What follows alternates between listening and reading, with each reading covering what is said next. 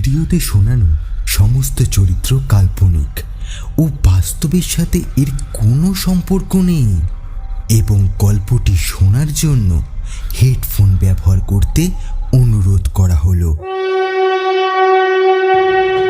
ট্রেনের গতিবেগ বেড়ে চলেছে ক্রমশ। এ কি? এ যে সমুদ্রের দিকে ভেসে চলেছে ট্রেন। এই ট্রেন লাইনে নেই আর, সেটা স্পষ্ট বুঝতে পারা যায়। লাইন মিস করেছে, কিন্তু এই এই গেল গেল গেল গেল গেল গেল ট্রেন জলের নিচে চলে যাচ্ছে। সুদীপ চিৎকার করছে, কিন্তু ট্রেনের বাইরে তার আওয়াজ পৌঁছচ্ছে না, সেটা স্পষ্ট বুঝতে পারছে সে। তার ফোনের সিগন্যাল নেই, টর্চ কাজ করছে না। সে ট্রেনের দরজায় বাড়ি দিচ্ছে, লাথি মারছে, কিন্তু কিছুতেই খুলছে না।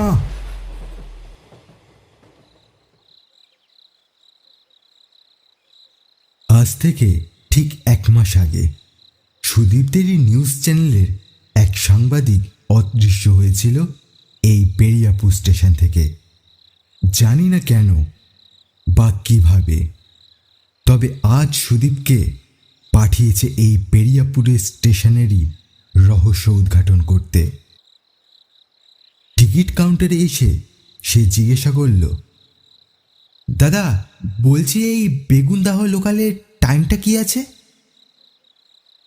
টিকিট কাউন্টারে থাকা লোকটার মুখে হঠাৎ কেমন যেন অদ্ভুত ভয় ফুটে উঠল, আর সে এদিক ওদিক তাকিয়ে উত্তর দিল, কেন হে, সুখে থাকতে কি ভূতে কিলায়? সুদীপ বলল, আরে দাদা সেটা না। সে কথা না শুনেই এক প্রকার টিকিটটা ছুড়ে দিয়ে তার দিকে বলে উঠল, যান যান, স্টেশন বন্ধ হয়ে যাবে এখন, আমাকে ডিস্টার্ব করবেন না। সুদীপ বলল, আরে দাদা কিন্তু টাকাটা তো নেবেন।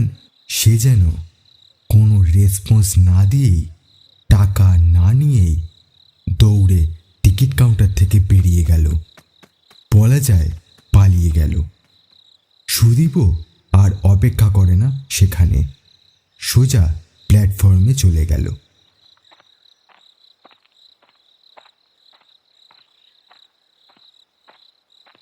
রাত 2:45। ঠিক এই সময়ই প্ল্যাটফর্ম নাম্বার 4-এ আসে শেষ ট্রেনটা। কিন্তু এই ট্রেনের কোনো গন্তব্য নেই, এরকমই শোনা যায়। একবার চড়লে আর নাকি ফেরা হয় না। তার অফিস কলিগ তীর্থ উঠে গিয়েছিল এই ট্রেনেই। আজ 1 মাস পেরিয়ে গেল। আজ সুদীপ উঠতে চলেছে ওই ট্রেনেই। তার একটাই কথা, হয় ফিরব না হয় মরব, তবে এই ট্রেনের রহস্য আমি জানবই। দূর থেকে ট্রেনের শব্দ শোনা গেল, বোধহয় ট্রেনটা এসেই গেল। সারাটা স্টেশন শুনশান, একটা পোকারও ডাক শোনা যায় না। আর ঠিক তখনই অন্ধকার ছিঁড়ে ঢুকে পড়ল ট্রেনটা। আর হঠাৎ করেই যেন আবহাওয়ার বদলে গেল। আকাশে যেন মেঘ ঘনিয়ে এলো। সুদীপ নিজেকে সাহস জোগাতেই, বলা যায় মনে মনেই বলে উঠল, আজ যাই হয়ে যাক, আমাকে ট্রেনে উঠতেই হবে। জয় বজরংবলী, জয় বজরংবলী, জয় বজরংবলী। এবং সুদীপ ট্রেনে উঠে যায়। কামরাটা পুরনো, ভাঙাচোরা, আর সবচেয়ে ভয়ঙ্কর ব্যাপার হলো কামরার এক কোণে বসে কেউ একজন তাকিয়ে আছে, তাও সুদীপের দিকেই। সুদীপ তো আশাই করেনি যে সে বাদে কেউ থাকবে এই ট্রেনে। তাও ভালোই হলো, এই ভেবে সবই একটু খুশি হবে এমন সময় বৃদ্ধ লোকটি বলে উঠল, তোর সময় হয়ে গেছে, এবার তুই শেষ যাত্রী তীর্থকে খুঁজছিস? ও তো অপেক্ষা করছে কোনো এক সঙ্গীর। দরজা বন্ধ, সাইলেন্স। কিছুক্ষণ যেন সব নিস্তব্ধ। সুদীপও বেশ আতঙ্কিতভাবে কিছুক্ষণ চুপ করে রইল। বৃদ্ধ ভদ্রলোকটির দিকে চেয়ে রইল। আলো নিভে গেল, দরজা বন্ধ হয়ে গেল। তার গলা শুকিয়ে যাচ্ছে, মনে হচ্ছে কেউ যেন নিঃশ্বাস ফেলছে তার ঘাড়ে। সুদীপ এক প্রকার পেছন ঘুরে তাকায়, আর ঠিক তখনই সে বলে ওঠে, এই কি তুই এখানে? এই যে রমেশ, তাদেরই আরেক অফিস কলিগ। রমেশ বলে উঠল, আমিও ফিরছিলাম সেদিন রাতে এই ট্রেনে। তুই কেন এলি? এবার যে তোকেও আমাদের সাথে যেতে হবে। তুই পালিয়ে যা, যেভাবে পারিস তুই এখান থেকে পালিয়ে যা।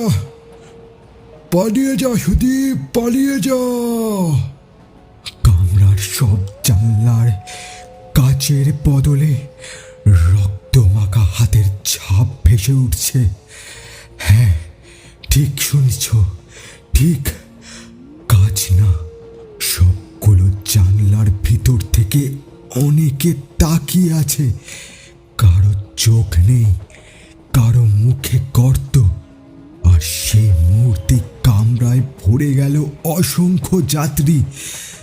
তবে তাদের মধ্যে যে কোনো মানুষের প্রাণ নেই সেটা বুঝতে আর বাকি নেই তার। তারা সবাই শেষ যাত্রী, এই বেরিয়াপুরের বেগুনদাহ লোকালের। তারা সবাই আটকে আছে এই ট্রেনের ভিতরে। এমন সময় কেউ যেন বলে উঠল, রাত 2:45। ট্রেনটা এসেছিল ভালো মতোই, বাড়ি ফিরছিলাম, কিন্তু হঠাৎ কি যে হলো।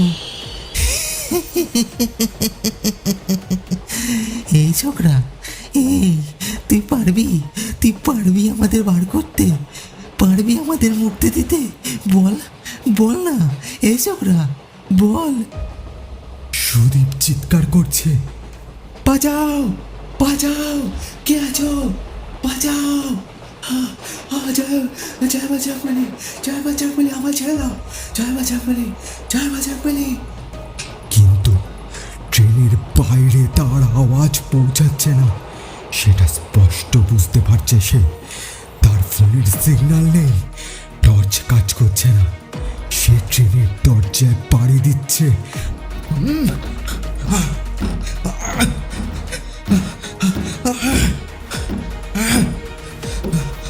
কিন্তু কিছুতেই খুলছে না। ট্রেনের গতিবেগ বেড়ে চলেছে ক্রমশ। এ কি, এ যে সমুদ্রের দিকে ভেসে চলেছে ট্রেন। এই ট্রেনের লাইনে নেই আর, সেটা স্পষ্ট বুঝতে পারা যায়। লাইন মিস করেছে, কিন্তু এই গেল গেল গেল গেল গেল গেল এই ট্রেন জলের নিচে চলে যাচ্ছে যে। বাঁচাও। ট্রেন আস্তে আস্তে জলের নিচে চলে যায়। সেখানে নিঃশ্বাস নিতে কষ্ট হচ্ছে। জলের নিচে চলে গেছে ট্রেন।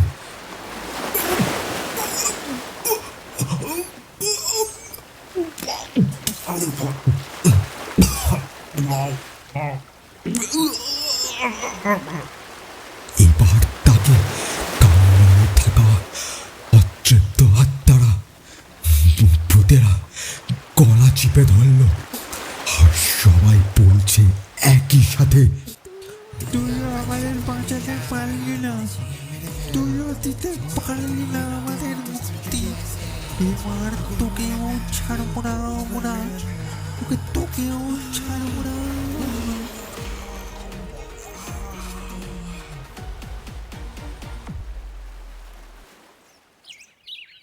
পরের দিন সকালে খবরের কাগজে নিউজ বেরোয় আরও এক যাত্রী নিখোঁজ বেরিয়াপুর স্টেশন থেকে। কেনই বা হচ্ছে একের পর এক নিখোঁজ, আর কি কারণ লুকিয়ে আছে ওই স্টেশন ঘিরে, আর কেনই বা বন্ধ করে দেওয়া হয় 2020 সাল থেকে ওই বেরিয়াপুর স্টেশনের বেগুনদাহ লোকাল। তবে কি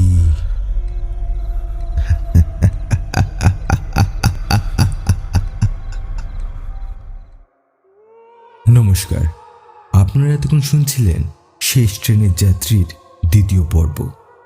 যদি আজকের এই গল্পটি আপনাদের ভালো লেগে থাকে তাহলে অবশ্যই চ্যানেলটি সাবস্ক্রাইব করে দেবেন, লাইক করে দেবেন, আর অবশ্যই আপনার মতামত কমেন্টস করে জানাতে ভুলবেন না।